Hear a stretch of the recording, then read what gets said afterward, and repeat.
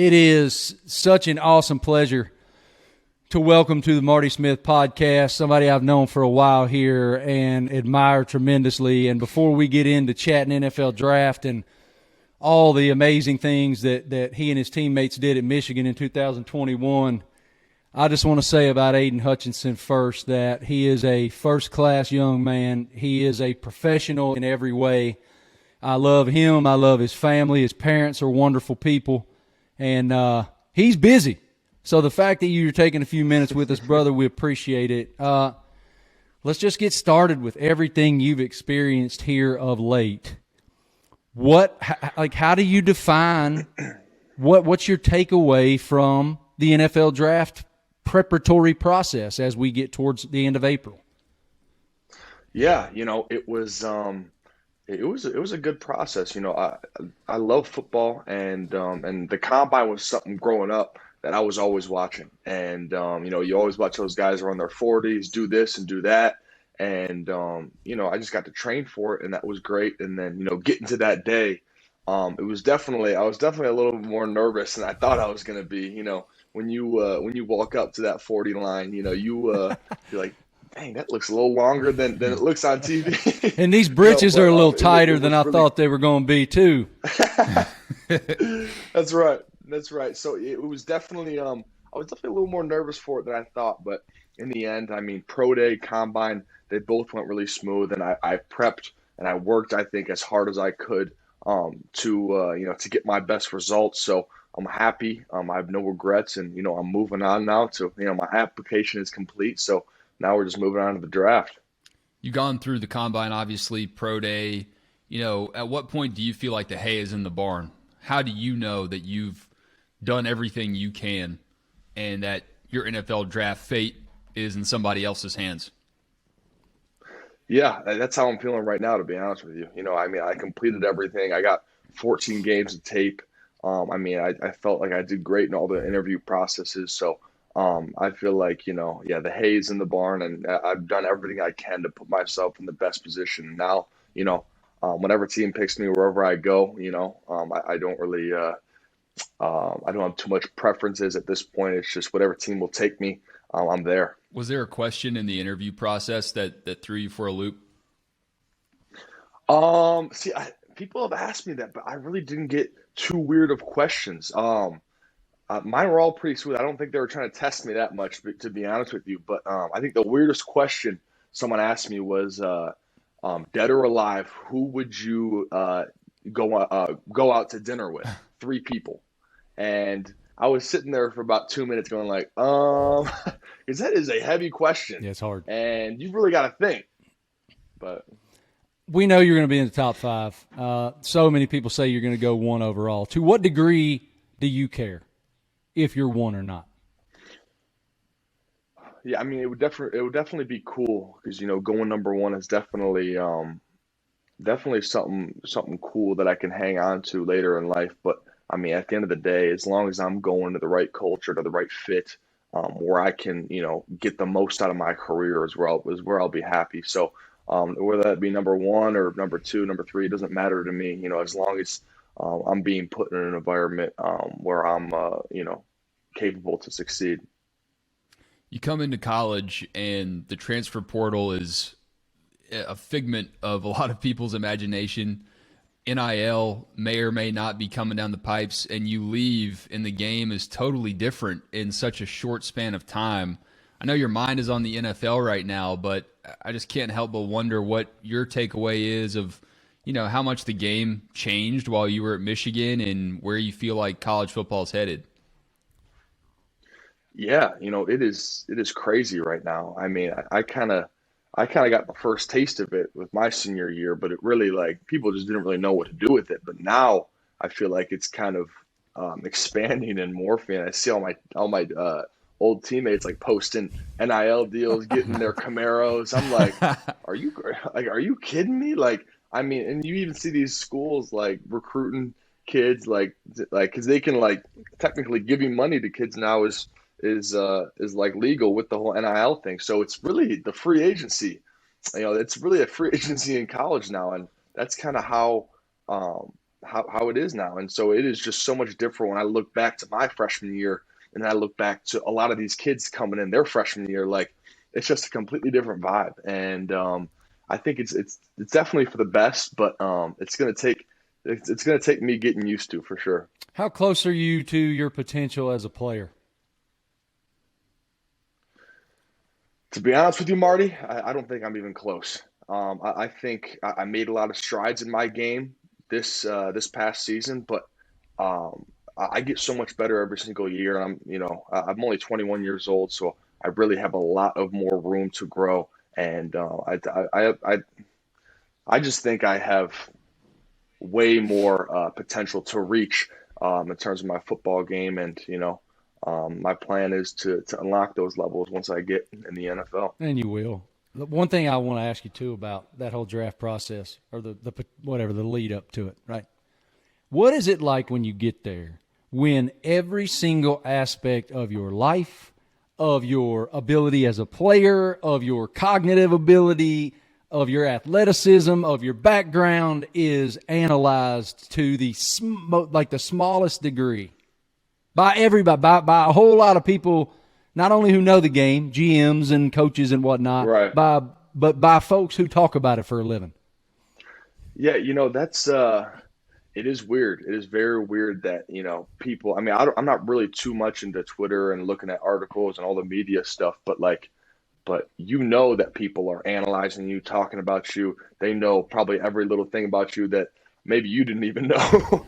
But I think when you say that, what I think of is is something that I've had to do. Because there's a lot of noise out there, and there's a lot of words, and even before I was getting all this hype, people were saying not so great things about me in terms of like now they see me as a top prospect, but last year they didn't see me that way. So I've always had the mindset of just blocking them out because I have very strong convictions, and I believe these things about myself, and I'm not going to let anybody say anything to dictate or to change my own mindset about myself. So that's something that definitely I think of a lot because there's a lot of noise right now, a lot of talk. If you look anywhere, it's everywhere. So I'm making sure to stay very diligent with my mindset and keeping everybody out. There are a lot of guys who aren't even doing media right now because they want to stay so conservative leading up to that big day. So we definitely appreciate your time, and I can tell how confident you are in what you've done because you're sitting here talking to us right now. Yes, sir. That's right. Got nothing to be afraid of. So we are, a lot of guys were asking me that too. Like, are you doing combine drills? Are you doing this or doing that? I'm a competitor. I love the game, and I'm not afraid to show off my ability. One thing that you know about me is that Harbaugh is my guy. I appreciate the person. I appreciate the passion that he has and the way that he coaches you guys. What's funny, my dog, go ahead, drop her. It's cool. That's all right. My dog's here to say hello. Sadie's a big Michigan fan. Sadie's a huge Michigan fan. Say hello to Sadie. National Puppy Day. What's going on, Sadie? So you know that Harbaugh's my dude, but he's even said to me several times he doesn't make the best first impressions sometimes. So I want you to describe to people who don't know him, who only see some of the quirkiness, or as he would say, the weirdness, what it's like to be in his arena on a daily basis and why you guys respond to that the way that you do. I think Coach Harbaugh is so wired for football. I mean, I think he is built for football, and he loves the game so much, and he's so competitive in that aspect. Obviously, playing for 15 years and now being a coach for as long as he's been a coach. I mean, he loves the game and he is wired for it. And, I think this year especially, he really does care for his players. And, he let me put this the right way. He isn't the most vocal about it, but, you can tell that, he does really care and really how he structures his schedules and how he runs the whole building is for us and to put us in the best position to succeed. So, I mean, practices, they aren't very easy. Stuff isn't too easy at Michigan. He doesn't make it that way, but the reason he does that is to get the most out of us. And although it might not be too much fun, it does pay dividends in the long run. Jason Sudeikis said he based part of his Ted Lasso character on Coach Harbaugh. How similar are those guys really? I mean, you've actually played for the real deal. I have never seen Ted Lasso. I think it's just the khakis. From what we've heard, it seems like it's just the khakis in the sneakers. That's hilarious. No, I got to watch Ted Lasso.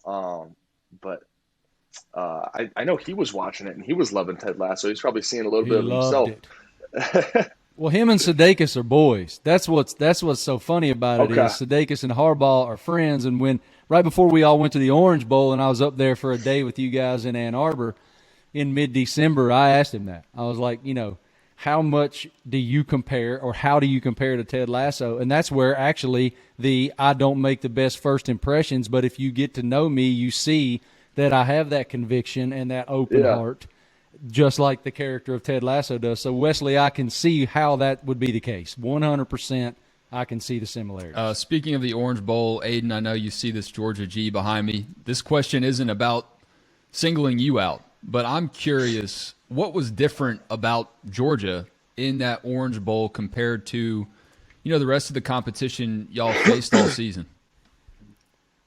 Yeah, I think Georgia did a really good job of taking me out the game. You can schematically, form a game plan to take a player out of the game plan. I thought they did that, and they succeeded. I mean, they got a really good football team and a lot of good players on that team.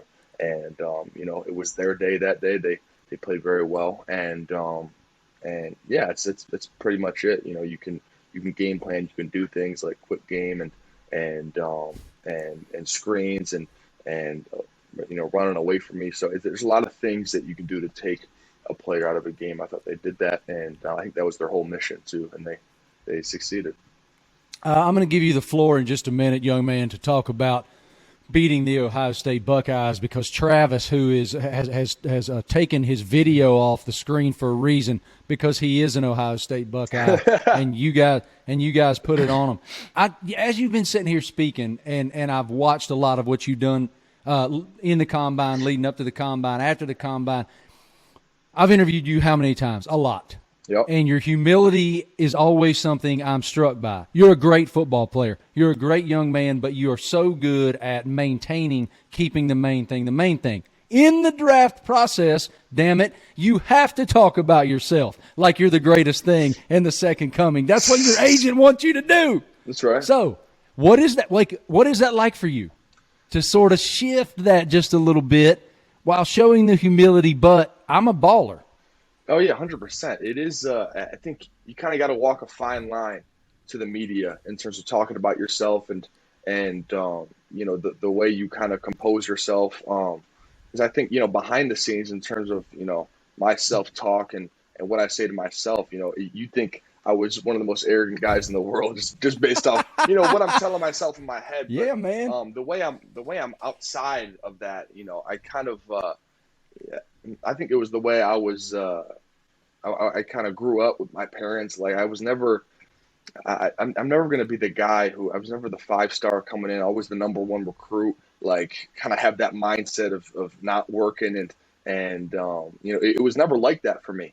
And I'll never be that guy because I don't take things for granted. I'm extremely grateful and I'm fortunate, and I think that's really what keeps me humble because I know I'm very strong in my faith and stuff like that. So I know not a lot of this would be possible without Jesus. So it's been great, but it is you got to walk a fine line though for sure. I love that. This is a platform where you can say that proudly. We feel the same way. So I know how important that number 97 is to you. It's not that easy all the time to get the number you want in the NFL. What are you willing to pay, give up, sacrifice if you have to make a little bit of a wager to keep that number 97 on your back in the NFL? you know. Oh God! I mean, my username on Instagram and Twitter is Aidan Hutch 97. So, That's I mean, big for the brand. That's part of your Yeah, you personal can't brand. change that. And I feel like 97 is just a part of me now. So, to be honest with you, I'd give up a whole lot. I would give up a whole lot to get that 97. And, you know, in terms of money, I mean, I don't know. I don't know. It would definitely be in the negotiation, but yeah, I mean, I'm going to need that 97 once I get to the league. Hopefully there's not like some crazy good player, whatever team I go on, it's got it. Aidan, I feel like this has been a very relatable conversation because none of the three of us have been drafted in the NFL yet, but that won't be the case for very long. And I'm just curious, are you someone that envisions things? Do you have in your mind's eye, you know, what that moment will look like when you do get selected with your family, you know, conversations, you know, with the team that picks you up? Do you allow yourself to go there and think about what it's going to be, or are you just staying focused in what's going on right now? You know, I think it's very important to think about that, to think about the future in that standpoint. You know, just visualizing all those feelings that you get and kind of bringing them into the present moment is something that I actually do a lot with not only getting drafted, but also, you know, other things, other accolades that you strive to achieve. I always try to envision myself in that moment, getting that award and how that makes me feel. And yeah, so I mean, I'm focused right now, but I'm also you know, just getting ready for that draft and get ready for that day and you know, how it's going to feel. Couple more, we'll let you run, brother. What is the lasting impact of beating Ohio State? You know, I think in terms of Michigan football, I think we set the standard and we showed all those young guys and, you know, all those guys on the team now that, you know, it's possible. You know, for a long time, not many people thought it was possible, and we finally, you know, we did it, and we showed everyone that, you know, these guys aren't unbeatable. And I think just for college football and for the state of Michigan, and I mean, I thought it's so important, and it really kept that rivalry alive because I know it was pretty one-sided for a very long time. And you know, hopefully after last year's game, you know, the boys can bounce back and do it again in the Buckeye Stadium. But no, I think definitely we showed everyone that, you know, it's possible, and, you know, these guys aren't unbeatable. Your guy wearing 9, J.J. McCarthy, certainly seems to be confident in that respect based on his recent commentary. Yeah, no, I saw it. I thought it was more confident. It was. I think the media portrayed it a little different way, but, you know, yeah. How did you hear it? You were his teammate. Well, I saw Ohio State had put it up in their football center, like, but I kind of forgot the quote. But I remember reading, I was like, I don't think that's something that you put up on your board. Like, something that you put up as your board is we're going to hang 100 on you. What Ryan Day did. So it's like, but what JJ said, I'm like, okay, they're stretching it a little bit for sure. So there's no doubt that you can critique our effort on the Marty Smith podcast because you have the Hutch podcast. Explain to us what you're doing and what you hope to do with that property and that platform. Yeah, so in the Hutch podcast, pretty much, you know, bringing on a lot of different people that I've had experiences with at my Michigan football career, and pretty much just going through my experiences at Michigan, but also kind of going through a little flashback of, you know, how I got there and kind of some of my roots and my origins with my family, and you know, a lot of different things. And you know, I just got finished recording for it, so it's going to be great. It comes out in April, and yeah. I'll say it again. I'll echo what Wes said. Thank you so much for your spirit. Really appreciate you taking the time. You're a light, and you're an example that so many young men coming up through can look at and say, that dude did it the right way. And I appreciate you. I appreciate all the time you've given me for several years now. Have fun throughout the rest of the process. Good luck the rest of the way, And when we hear you go number one, we'll drink a cold beer. Thank you, Marty. You're Appreciate the best, you, brother. man. No You're the doubt. best. Thanks, Aidan. All right, guys.